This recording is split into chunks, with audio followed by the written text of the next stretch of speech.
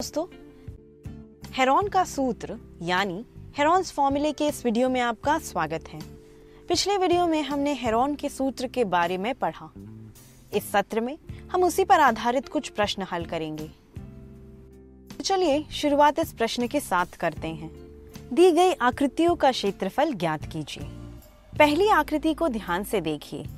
यह एक समबाहु त्रिभुज यानी इक्विलैटरल ट्रायंगल है जिसकी सभी भुजाओं का माप a है। यहाँ हमें ऊंचाई की कोई जानकारी नहीं दी गई है। हम जानते हैं कि जब हमें त्रिभुज की सभी भुजाओं का माप पता हो तो हम उसका क्षेत्रफल निकालने के लिए हेरॉन के सूत्र का प्रयोग कर सकते हैं। तो चलिए शुरू करते हैं। बताइए कि यहाँ a, b और c का मान क्या होगा। त्रिभुज की तीनों भुजाएं बराबर हैं, इसीलिए इन तीनों का मान a होगा। और अब सूत्र कुछ इस प्रकार होगा। करनी में s, कोष्टक में s ऋण a, कोष्टक में s ऋण a, कोष्टक में s ऋण a, जो कि बराबर होगा करनी में s, कोष्टक में s ऋण a घाते 3। अब हम अर्ध परिमाप यानी s का मान पता करेंगे। अर्ध परिमाप बराबर होगा a धन b धन c बटे 2 के, जो कि होगा a धन a बटे 2 या कह लें 3a बटे 2। हमें s का मान मिल गया है। अब हम कोष्टक में s ऋण a का मान निकालकर सूत्र में रखेंगे। s ऋण a है a बटे 2 के। सूत्र में रखने पर हमें मिलेगा करनी में 3a बटे 2 गुणे a बटे 2 घाते 3। इसे हम गुणनखंड के रूप में इस प्रकार भी लिख सकते हैं, जो होगा यह व्यंजक समबाहु त्रिभुज के क्षेत्रफल का सूत्र है।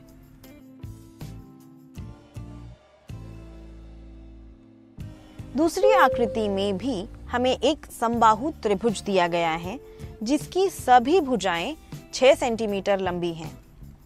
उसके क्षेत्रफल के लिए हम समबाहु त्रिभुज के इस सूत्र का इस्तेमाल कर सकते हैं।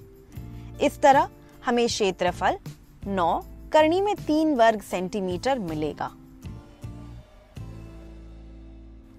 अब हम बढ़ते हैं अगले त्रिभुज की ओर और यह एक समकोण त्रिभुज यानी राइट एंगल्ड ट्रायंगल है जिसका कर्ण 10 सेंटीमीटर और एक भुजा 8 सेंटीमीटर है। आप पाइथागोरस प्रमेय की सहायता से तीसरी भुजा का माप ज्ञात कर सकते हैं।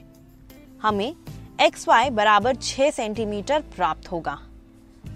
अब हमें त्रिभुज की तीनों भुजाएं ज्ञात हैं।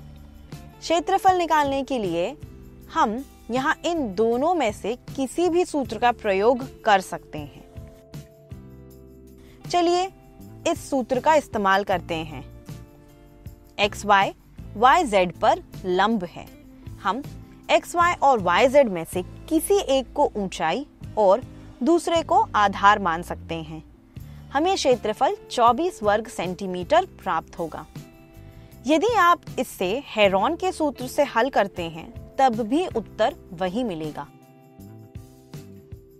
हम देख सकते हैं कि जब हमें त्रिभुज की तीनों भुजाओं का माप और ऊंचाई भी ज्ञात हो, जैसे समकोण त्रिभुज की स्थिति में, तो हमें पहले सूत्र का इस्तेमाल करके क्षेत्रफल जल्दी ज्ञात होता है।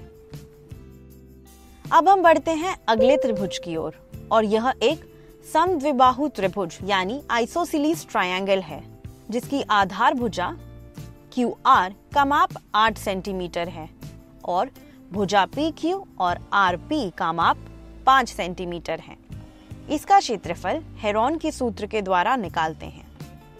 हम A, B और C का मान क्रमशः 8 सेंटीमीटर और 5-5 सेंटीमीटर ले लेंगे। फिर हम अर्ध परिमाप ज्ञात करेंगे जो होगा 9 सेंटीमीटर। अब कोष्टक में S ऋण A, S ऋण B और S ऋण C का मान ज्ञात करेंगे। अब हम यह मान हेरॉन के सूत्र में रखकर त्रिभुज का क्षेत्रफल निकालेंगे। हम 9 की जगह 3 गुणे 3 लिख सकते हैं। इस प्रकार यह हो जाएगा करनी में 3 गुणे 3 गुणे 1 गुणे 4 गुणे 4, यानी 3 गुणे 4 करनी में 1।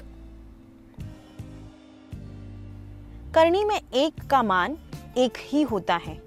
इस प्रकार हमें इस त्रिभुज का क्षेत्रफल 12 वर्ग सेंटीमीटर मिलेगा। क्या आप इस समद्विबाहु त्रिभुज का क्षेत्रफल किसी और तरीके से निकाल सकते हैं?